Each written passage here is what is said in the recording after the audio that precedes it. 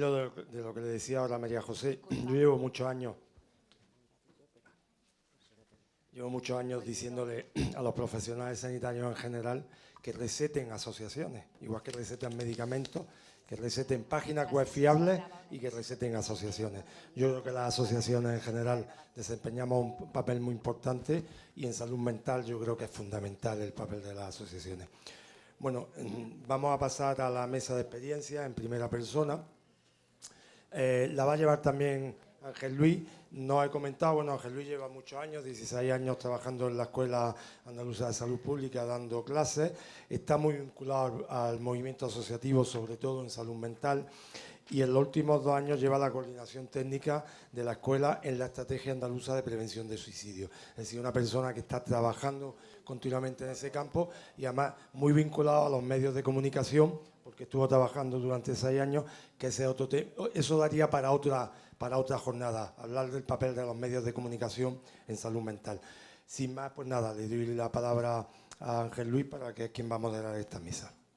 Bueno, solo decir que sí quiero decir, atrapa la vida, una frase que me sugirió aquí el amigo Rafa, que cuando lancé una tormenta de ideas me contestó y me encantó y dije, pues ala, lo ponemos.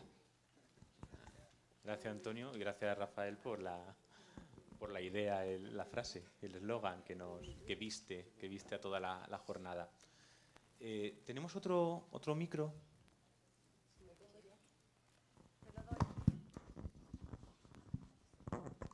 Sí, así. No, así estamos bien los 4. Bueno, como ha comentado Antonio, esta es una mesa de experiencias. La idea es que sea un diálogo que vamos a iniciar pues, con 3 personas muy valientes que han decidido subirse a este escenario para comentar su propia experiencia y su relación con hechos vinculados a la conducta suicida. Muchas otras personas de las que estamos aquí en la sala, pues probablemente también hemos tenido experiencias y bueno, este es un diálogo que vamos a empezar con ellos, con María José, con Nita y con Rafael, pero cualquier otra persona que quiera intervenir, por supuesto, es un diálogo abierto. Los 3, dentro del espíritu que tiene esta jornada, los 3 tienen vínculo o han tenido vínculo con alguna asociación que ahora veremos. Y también uno de los motivos de reflexionar sobre conducta suicida en este marco es precisamente el papel y la importancia que tiene el movimiento asociativo, ¿no? Que tenéis tantas personas que estáis aquí hoy, ¿no? En primer lugar, como ya viene con el músculo y con la velocidad cogida de la mesa anterior, creo que podemos empezar con María José. ¿No? María José, que como hemos comentado, lleva ya más de 2 años en la FEMAGRA, también en la Asociación de Acción Social para la Igualdad, pero además ella ha tenido una experiencia vinculada con el suicidio, ¿no? Y si nos la quieres contar. Se me escucha, sí. Yo como me pongo muy nerviosa cuando hablo de mí, lo he escrito para no dejarme nada fuera y bueno, pues si no importa, esta vez voy a leer un poco. ¿Vale? Mi experiencia es una más de tantas que existen en familias que han vivido o viven el dolor de perder a un ser querido porque él o ella ha decidido acabar con su vida. La muerte en la familia es un fenómeno natural. Sin embargo, la muerte por suicidio es uno de los fenómenos que más puede generar alteraciones en la estructura y organización familiar, precisamente porque implica una dificultad en la elaboración del duelo. No solo he podido documentarme sobre el tema, sino que lo he vivido y sufrido, aunque me hubiera gustado tener la información que sé ahora para que mi duelo no se hubiera extendido más de lo que se extendió. Desde mi edad adulta aún puedo recordar a mi yo de 13 años. Recuerdo cómo mi mundo de colores y fantasía de pronto se ve truncado. Un miembro de mi familia, joven, sin antecedentes de salud mental, decide acabar con su sufrimiento y de esta manera se suicida. A partir de ahí, el resto de mi familia se transforma. Todo cambia. El dolor era tan fuerte que me daba miedo, tanto que me impidió ir al tanatorio y despedirme de él. Entonces ahí cuando comienza el duelo. Recuerdo ver a mucha gente entrar a mi casa, encerrarse en una habitación con miembros de mi familia y hablar durante horas. Recuerdo llantos, gritos, dolor y terrores nocturnos. Sentía que la manera de ayudar era reprimir mi propio dolor. Que no te vean llorar, decía. Lo que esa represión se reflejó en pesadillas que me culpaban de lo sucedido. Y en ocasiones hasta me levantaba sonámbula en busca de respuestas. Os recuerdo, tenía 13 años, con una inmadurez emocional propia de esa edad.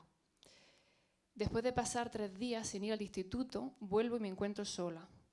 Todos mis compañeros me señalan, hablan entre ellos en los pasillos, escucho comentarios a mi espalda, pero nadie decide hablarme. A día de hoy aún me pregunto cómo el centro educativo donde estaba no se preocupó por mí. No reconocieron mi dolor y ni me prestaron la ayuda que necesitaba. De la culpa pasé a la ira, que me acompañó durante gran parte de mi adolescencia junto con la desmotivación, la inseguridad y la soledad. Durante mucho tiempo acudía a misa, mes a mes, año tras año. Una parte de mi familia sentía la necesidad de purificar el alma de nuestro ser querido, por lo que el resto de familiares callábamos y los acompañábamos. Creo que fue ahí cuando decidí dejar de creer en Dios y buscar mis propias herramientas para salir de ese dolor. Estudié psicología y desde ahí conocí todo el movimiento asociativo que acompañaba la salud mental. Ojalá os hubiera conocido antes. Para mí, AFEMAGRA no es solo un trabajo. Los familiares y las personas con experiencia propia me enseñan cómo se superan día a día y eso me da esperanza. A día de hoy siento que sufrí un abandono institucional enorme, pero la realidad está cambiando, por eso estamos hoy aquí. Gracias a los organizadores de esta jornada, a todos los asistentes que habéis interesado en ella, gracias por escucharme y gracias a las personas que estáis detrás de todo ese movimiento asociativo. Estáis salvando vidas, no solo a las personas con experiencia propia, sino también a los familiares.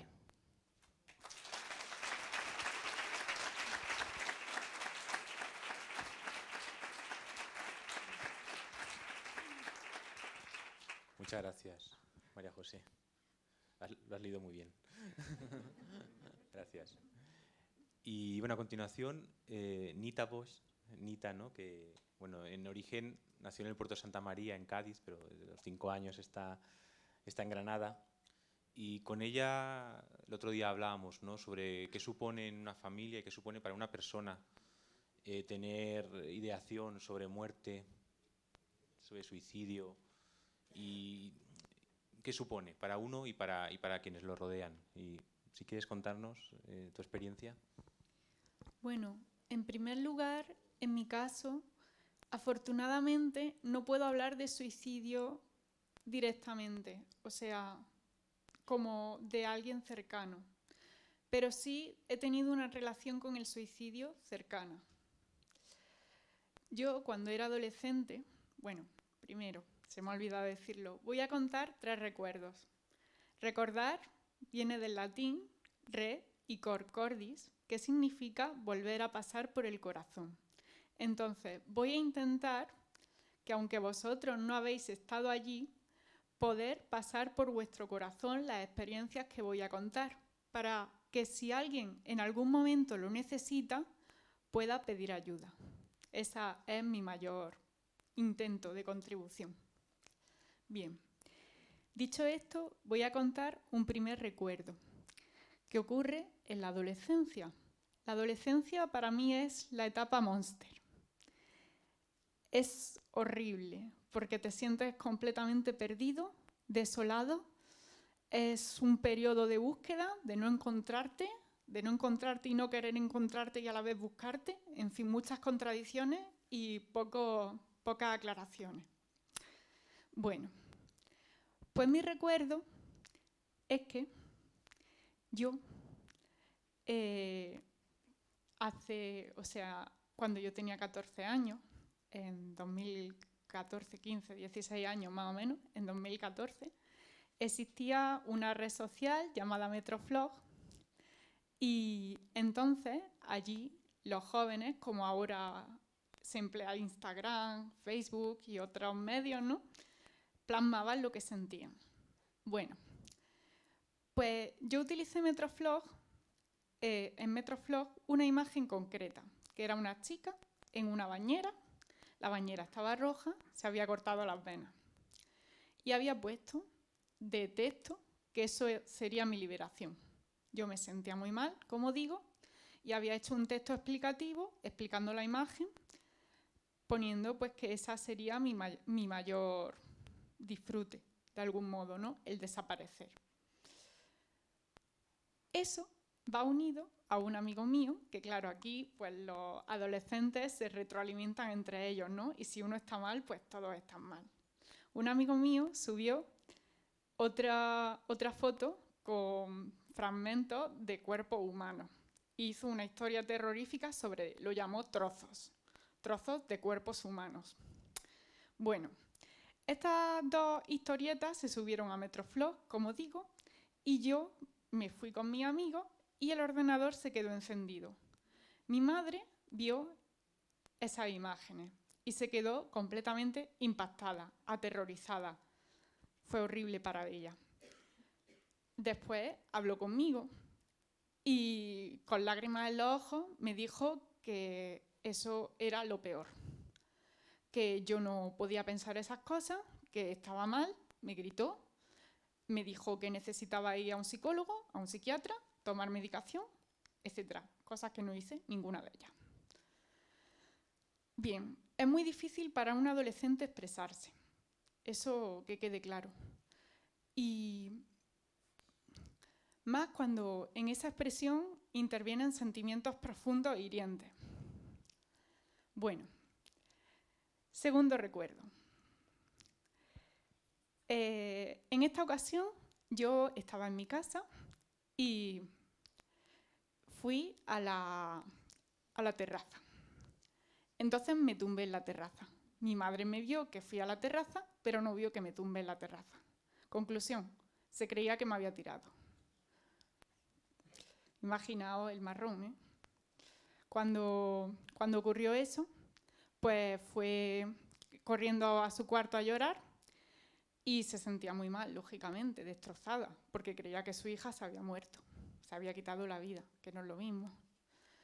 Y bueno, imaginaos cómo me sentía yo, que sabía que mi madre creía que me había muerto, cosa que no era cierta. O sea que al dolor de asumir la muerte hay que sumar el dolor de saber que el otro sabe que tú te has muerto. Bueno, fue una situación muy desagradable que no se la aconsejo a nadie. En fin, yo con estos recuerdos quiero haceros reflexionar sobre el hecho que significa la muerte en los adolescentes. Tercer recuerdo. Como digo, tendría unos 16 años y es el siguiente. Ay. Es difícil hablar de estas cosas, ¿eh? Gracias.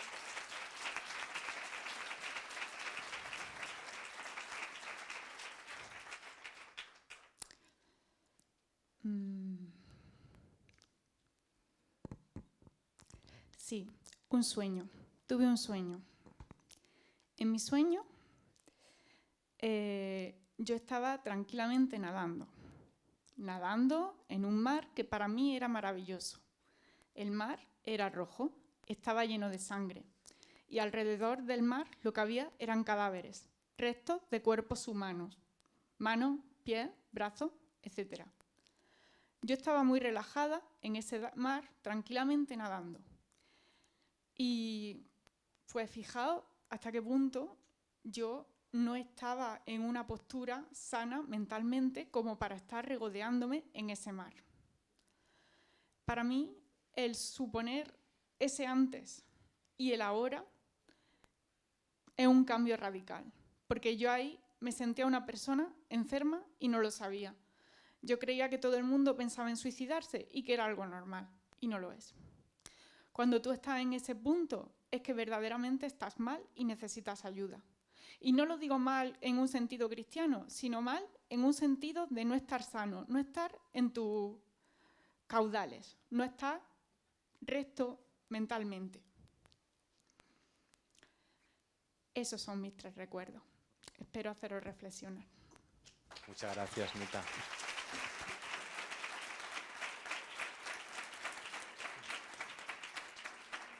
Muchas gracias, creo que sí nos haces pensar, y más pensando uno de los temas que han salido hoy, que es la adolescencia, ¿no? y cómo cómo se atraviesa esa etapa y qué vínculo puede haber, ¿no?, con la muerte, el dolor, etcétera.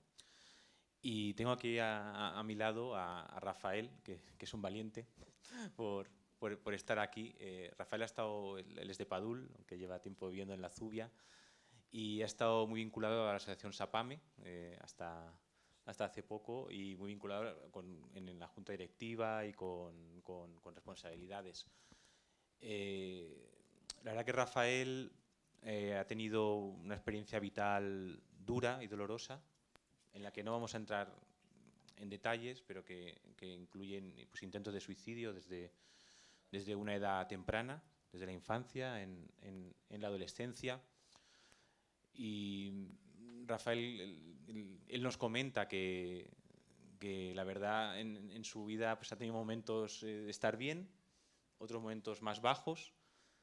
Ahora mismo incluso está en un momento un poco bajo, con lo cual le agradecemos mucho más que haya tenido la valentía de estar aquí con nosotros. Y algo cuando hemos hablado los cuatro sobre este tema nos impresiona de Rafael es la capacidad de poder sobreponerse a las dificultades, a las crisis, incluso al intento de suicidio, ¿no? Y sí que nos gustaría que nos comentaras qué es lo que a ti te ha ayudado para estar aquí hoy delante de tantas personas y compartiendo tu experiencia. Buena. A ver, yo no estoy muy hecho a los micrófonos, pero a ver, lo que me ha ayudado, primero, darme cuenta de que yo no estaba bien, porque mi primer intento fue a los 8 años, por ahí, y yo siempre he querido, me he visto como un bicho raro, me he visto una persona diferente al resto, he pasado por muchas situaciones que no debería haber pasado. Y todo eso, pues, me ha llevado a tener una enfermedad hoy en día que me dificulta mucho mi día a día.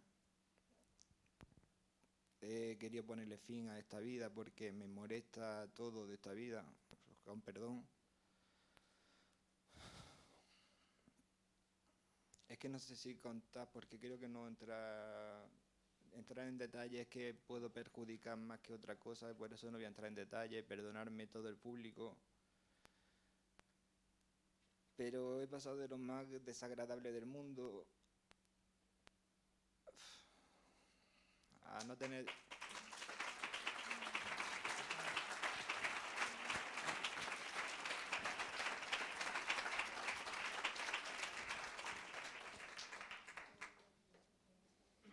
Gracias, Rafael.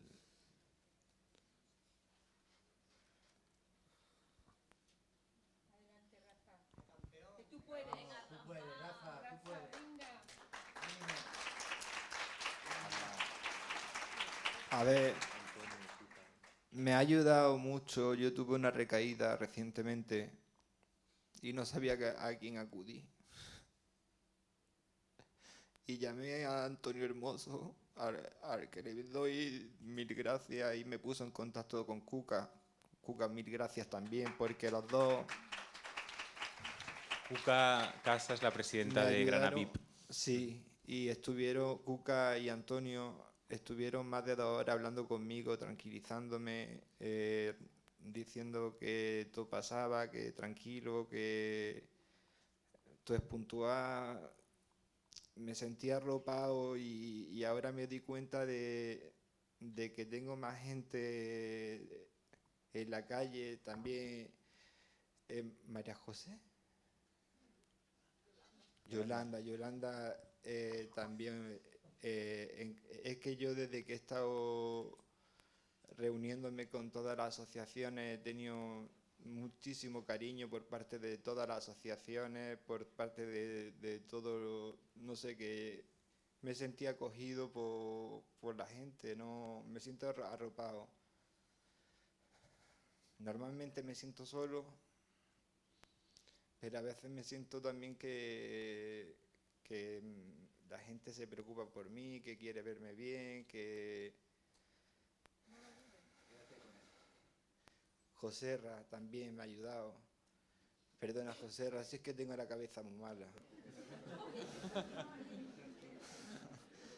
Si es que me habéis ayudado todo. Yo solo tengo palabras de agradecimiento a ti también, a vosotras dos, a todo el mundo, porque recibo ayuda de todo el mundo. Sapame me ha ayudado mucho, también llevaba casi 4 años en Sapame, pero estoy bajo de ánimo y me he tenido que retirar un poco necesito estar un poco encerradillo. Y con todo, Rafael, has querido estar aquí hoy con nosotros y contarlo, ¿no? Y contar el papel de la asociación, de las asociaciones, el papel de las personas que trabajáis en las asociaciones, los que trabajáis como psicólogos, psicólogas, los que sois voluntarios. Incluso tú mismo, Rafael, tú has sido agente de ayuda mutua. Tú has ayudado a otras personas dentro de la asociación, igual que otros te pueden ayudar a ti, ¿no? O pueden ayudar a otras personas. Se me olvida también nombrar, porque para mí ha sido también una persona que merece. Mi médica de cabecera se llama María Joda Reyes, y es la mejor. Yo creo que es una profesional que se preocupa por los pacientes, que es una médica de cabecera, pero hace de psicóloga, perdón.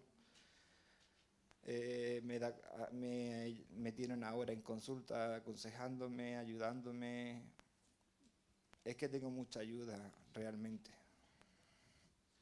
Tengo Gracias, mucha ayuda. Rafael. Gracias. Muy bien.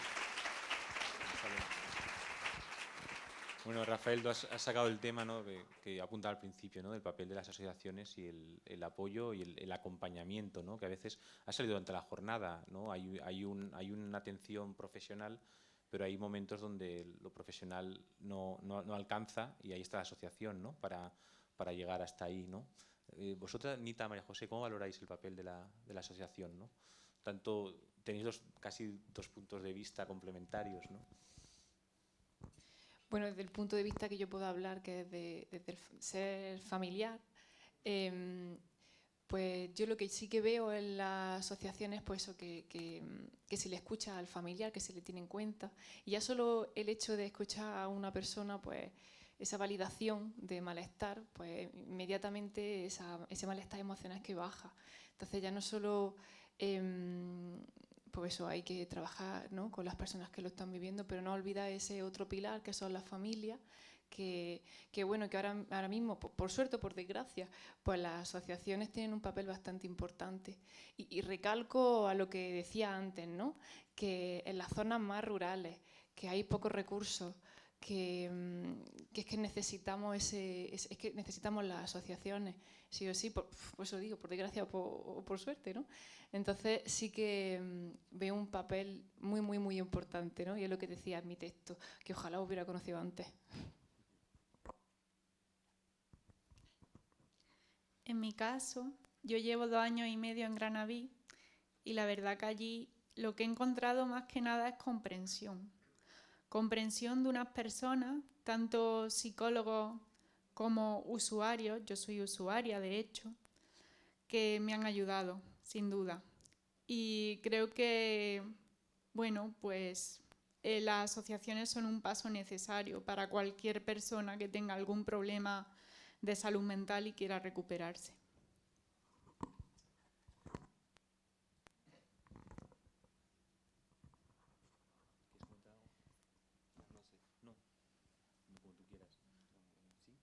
Pues mira, también os quería preguntar, ¿no?, puesto que la Federación Salud Mental agrupa tanto a personas usuarias, personas con problemas de salud mental, como a familiares, ¿no? Y decimos, hasta ahora el suicidio ha estado muy invisibilizado.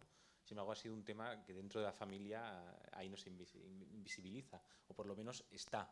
Otra cosa es no hablar hacia afuera, ¿no? En vuestra experiencia, y aquí también abro el turno de palabra a las personas que estáis en el público, ¿no? ¿Cómo creéis que las familias pueden, o con qué recursos pueden enfrentarse a una situación como el fallecimiento de un ser querido, ¿no? Juan María José, y cualquier intervención del público es bienvenida. Bueno, yo quiero decir una pequeña cosita. ¿Puedo? Ah, vale. Pues, bueno, en mi caso, perdona, ¿cuál era la pregunta? Ah, vale, sí. Yo quería decir que mi madre, cuando vio lo de Trozos, Metroflog y todo eso, no sabía cómo actuar porque no tenía un protocolo. O sea, es necesario que las familias se informen porque no saben cómo tratar a los hijos en estos casos, en estos difíciles casos.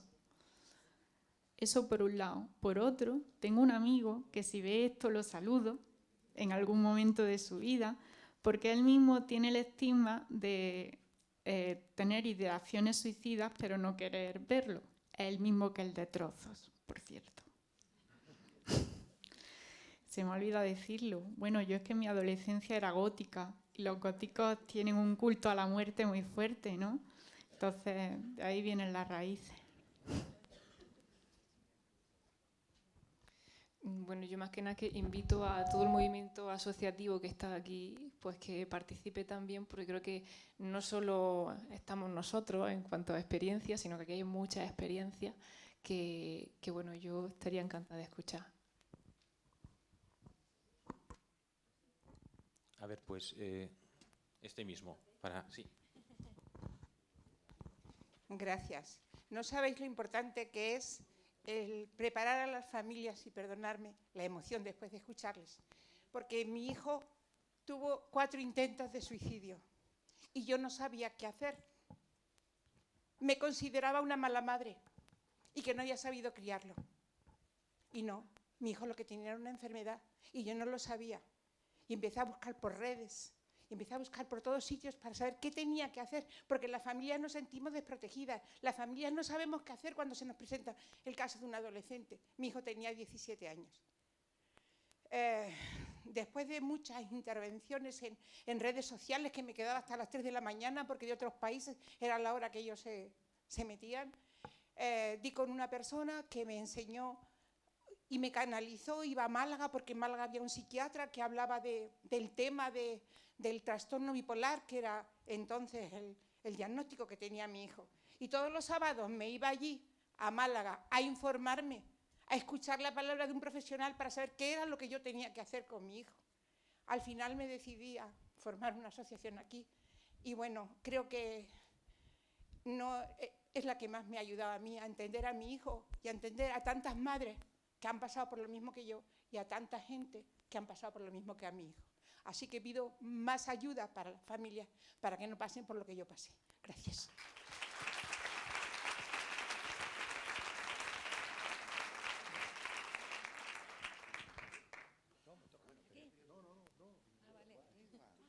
No, pero yo hablo ya mucho. Bueno, ¿tengo que ser muy breve o puedo dirigirme primero? Quiero saludar a los tres. Lo bueno, si vale. breve. Voy a ser muy breve. Mira, primero un abrazo a los tres, y voy a dar una pequeña pincelada a los tres. Rafa, yo también me he sentido en su día como un calimero, para que todo el mundo comprenda.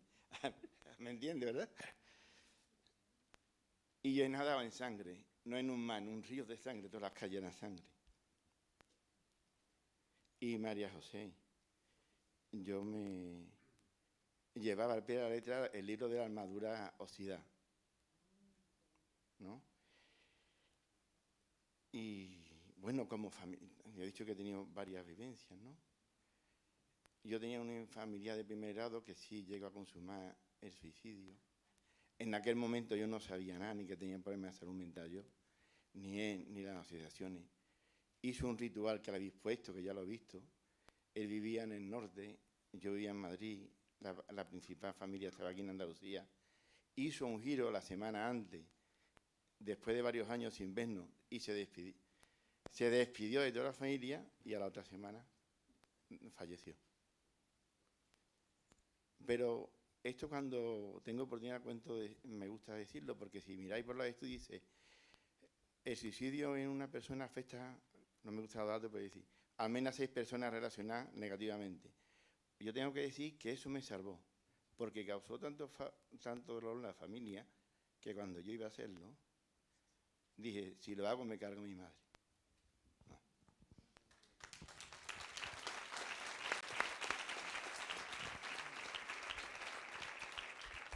Bueno, primero deciros que sois súper valientes, enhorabuena, porque sois muy, muy, muy valientes. Y luego una pregunta, no solo a la mesa, sino a las asociaciones. ¿Entráis en los coles, en los institutos? Decidme un poquito. Hablo desde el desconocimiento. Ahora no me levantéis toda la mano ni me deis todos los palos. Hablo desde el desconocimiento, ¿vale?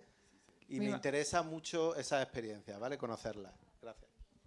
Que me imagino que aquí todas las asociaciones nos abalanzamos porque estamos deseando entrar en los institutos, ¿no? Como hacemos el programa de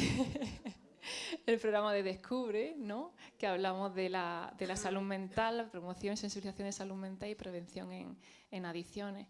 Y un añadido que hemos hecho este año, en concreto en AFEMAGRA, hemos trabajado en la gestión de emociones, la ansiedad, la depresión y en suicidio en talleres en los institutos. O sea, nos hemos propuesto y los institutos han sido los primeros que nos han, pues bueno, pues que han necesitado nuestra propuesta y hemos estado en los institutos de Huesca, en los de Baza, Benamaurés, Cuya.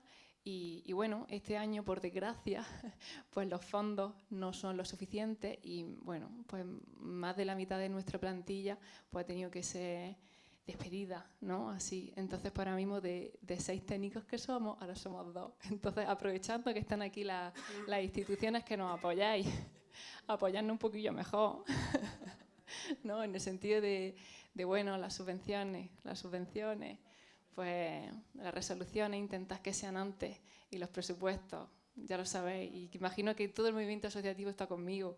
Necesitamos apoyo un poquito más.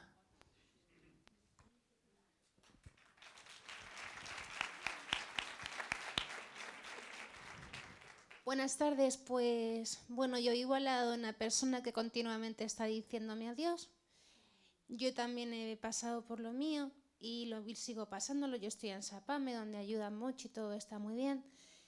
Y bueno, pues eso, tengo muchos problemas con las relaciones y tengo lo mío. Entonces, con él así, no sé cómo actuar con él y conmigo y que no tire esto demasiado de mí tampoco, porque le quiero, pero también me tengo que querer a mí. A ver qué pasos me dais. Gracias.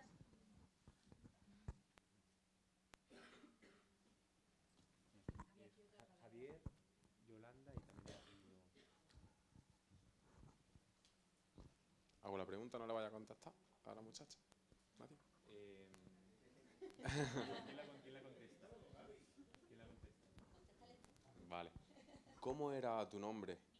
Nita. Es que me ha parecido muy curioso y también intento contestar a ella porque es un poco el mismo caso. Como tu madre, ¿verdad? Cuando descubrió que te dejaste abierta la página de Metroblog con la imagen, lo primero que hizo fue juzgarte, ¿verdad? Y negarte la emoción que tú sentías y negarte ese tipo de pensamientos que pasaban por tu cabeza, cuando eso lo único que puede conseguir es que te sientas peor.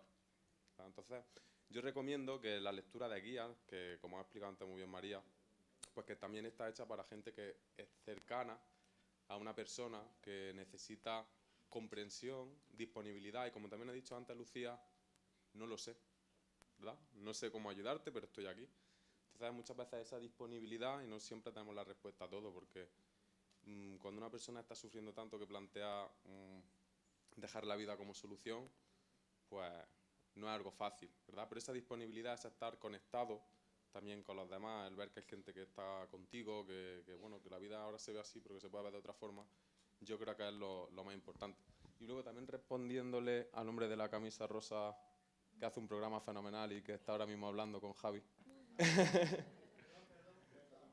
Que nosotros desde la asociación sí tenemos ese programa, ¿vale? En Agrafén, aquí en Granada, porque ella está en AFEMAGRA, y que si tiene... Sí. Pues desde Agrafén trabajamos en institutos, ¿vale? Y si es necesario, pues que puedas contactar con nosotros y te explicamos cómo lo hacemos. Y eso. Por aquí era.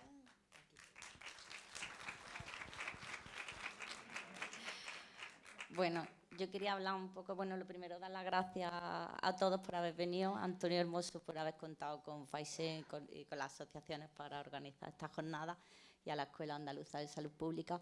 Y quería hablar también un poco, muy brevemente, apuntar un poco también el duelo y el dolor que pasa a lo que es el profesional, en concreto los monitores de FAISEM, porque en muchos casos somos su familia y también pasamos por ese duelo, y el duelo del profesional pues también, bueno, ha de tenerse en cuenta porque en realidad somos su familia, se nos queda un sentimiento de culpa pues muy grande, cómo no hemos visto esto, cómo no has detectado esto, y bueno, y te vas a tu casa con ese dolor, al día siguiente tienes que seguir trabajando, cómo se lo explica a los demás usuarios de la casa hogar o de la vivienda, cómo se lo explica a las familias, muy duro.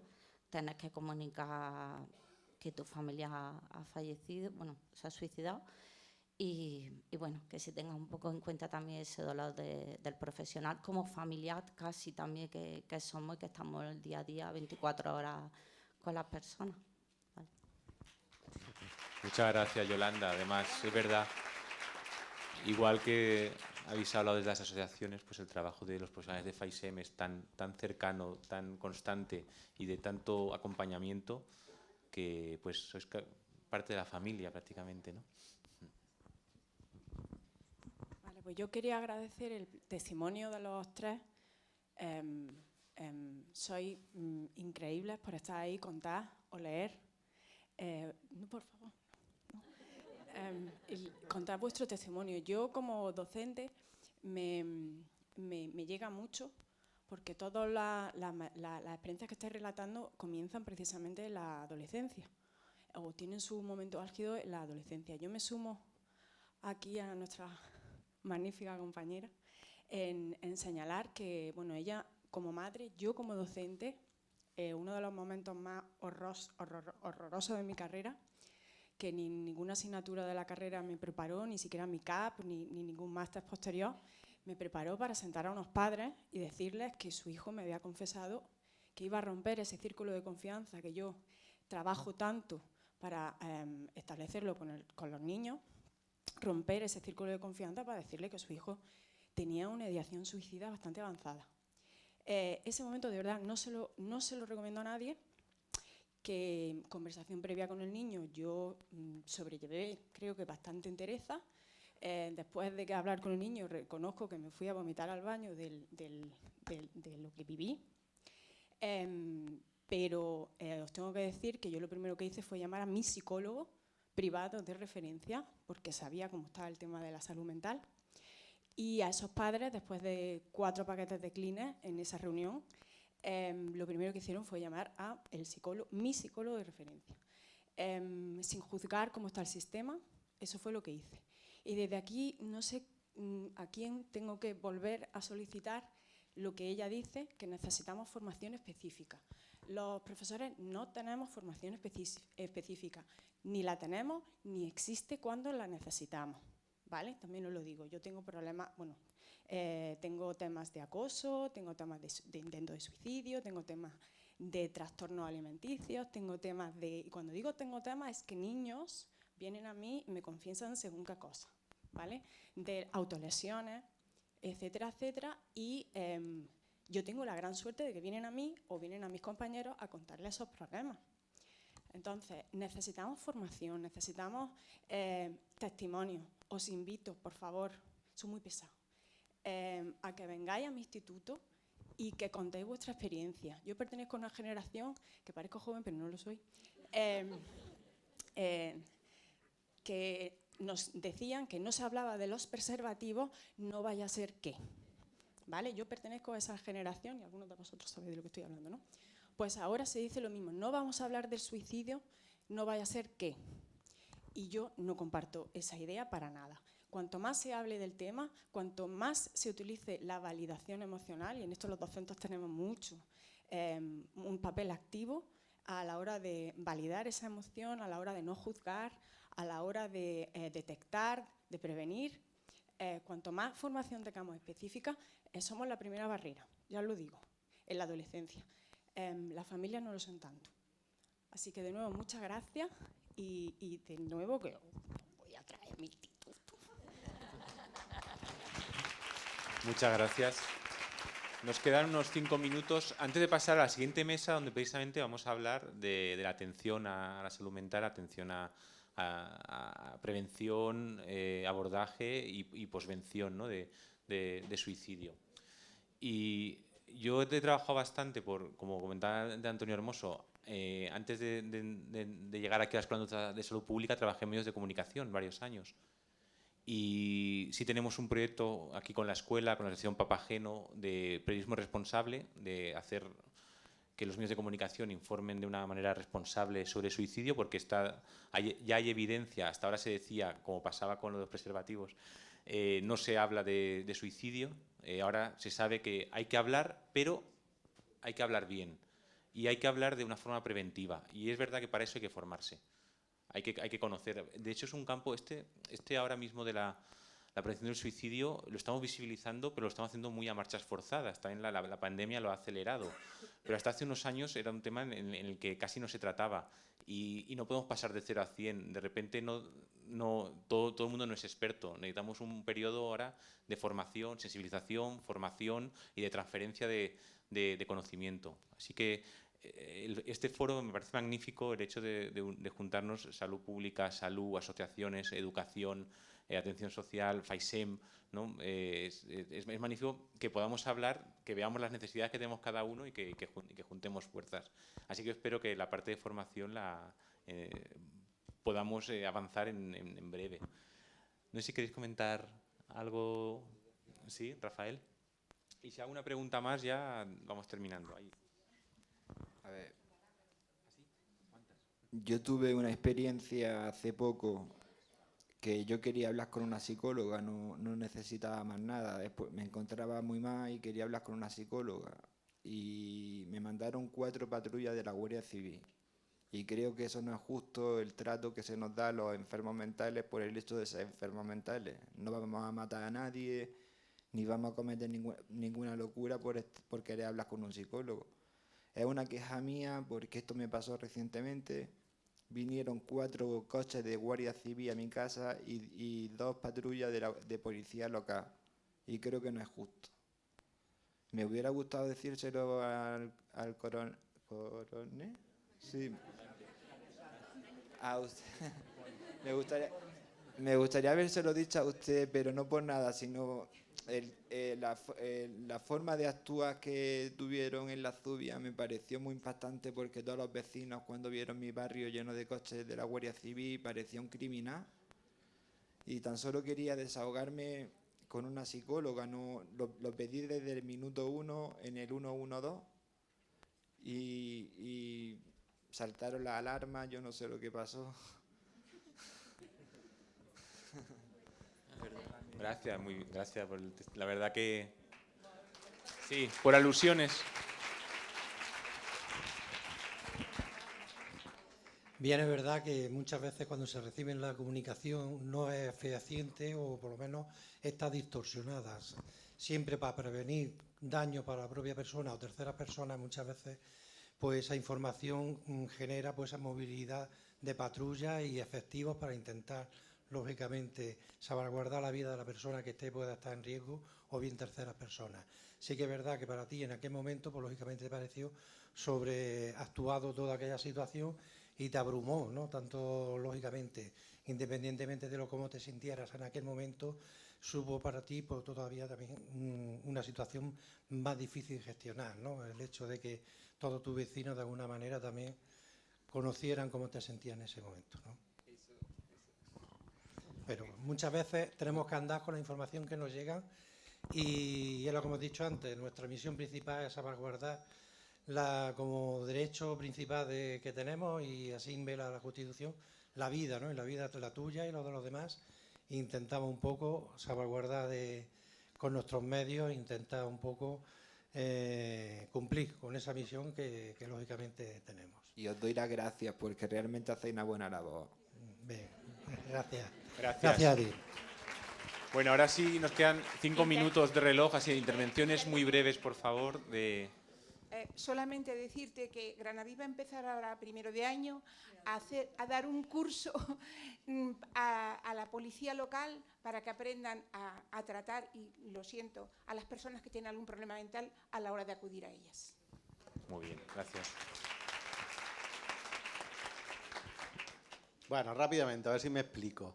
Formación, pues claro, si la formación nunca está de más a los docentes.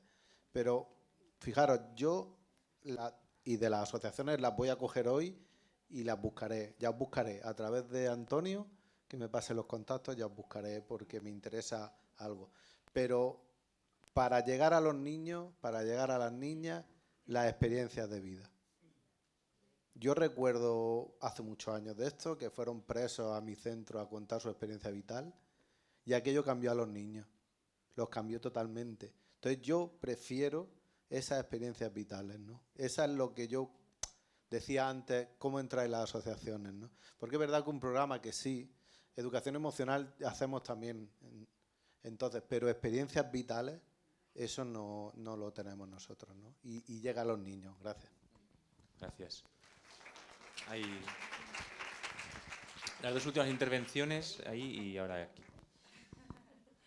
Vale, yo quería contestarle a la compañera de educación, porque yo soy orientadora, especialista en trastornos graves de conducta, y no comparto la opinión que ella ha dado, entre otras cosas porque considero que en los centros educativos el departamento de orientación es el que se encarga de todos los protocolos que ella dice que le han llegado, y claro que te llegan como tutora, pero tú tienes tu departamento de orientación donde a lo mejor el orientador sí está formado, porque nosotros desde el equipo técnico provincial pues hemos hecho jornadas, todos los orientadores, sobre prevención de suicidio. De hecho, antes de esta jornada hicimos una el año pasado. Nos han formado en prevención y abuso sexual, nos han formado en muchos temas que incluso como orientadores se nos escapan y necesitamos esa formación y se nos da. ¿Para qué? Para extenderla a los centros. Y luego, por otra parte, en los centros educativos, pues en concreto en los institutos, tú creo que eres de instituto, ¿no? Desde el Departamento de FIE, de Formación e Innovación Educativa, se puede solicitar al centro del profesorado la formación que cada uno necesite, ¿no? Entonces, en este caso, me duele, siendo de educación, que, bueno, que haya compañeros que no sepan que se puede acceder a esa formación desde ese punto, ¿no? Y os invito también a que entréis en la página del equipo técnico provincial, porque hay muchísimos materiales para poder trabajar con el alumnado y para poder contestar a pues, todo lo que estamos aquí hablando. Muchas gracias. Gracias. Sí, mira, la última intervención aquí y un momentito antes por alusiones. ¿Yo? Vale. Compañera, estoy totalmente de acuerdo contigo. Estoy súper feliz de todo el movimiento que yo estoy viendo de los últimos, desde la pandemia hasta aquí. Tengo que deciros que este episodio que he contado fue hace como 8 años, prepandemia, ¿vale? Que yo llevo como unos 14 en esto. Entonces necesitábamos mucha formación. Estoy muy feliz, como dice ella, que no es lo mismo la formación que se ofrecía o los datos que se ofrecían hace 8 o 10 años que los datos y la información que se reciben ahora. Pero insisto, nunca es suficiente la formación. Tenemos mi orientadora es una orientadora magnífica, que me ha ayudado, me ayuda, y siempre he tenido muy buenas experiencias con los orientadores en los 8, 9, 10 centros en los que he estado trabajando. No obstante, los orientadores tienen una media de 500, 1000 clientes, ¿vale? La primera barrera somos nosotros. Entonces, sigo diciendo que no es suficiente la formación que tenemos. Siempre intentamos que sea algo específico, que sea algo eficaz, que sea algo que realmente intervenga en la clase, y nunca tenemos suficiente. Pero sí es cierto que tenemos un servicio de orientación súper bueno y que hay un mogollón de materiales y situaciones de intervención muy eficaces. Sí, la última intervención.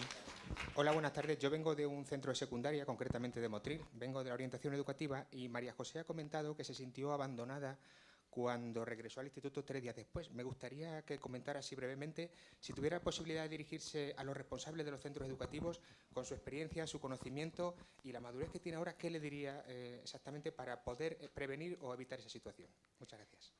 Esto me lo llegaba a preguntar en el momento y con la ira que yo tenía dentro hubiera dicho de todo. Pero A ver, yo creo que el debate que se está creando aquí es importante.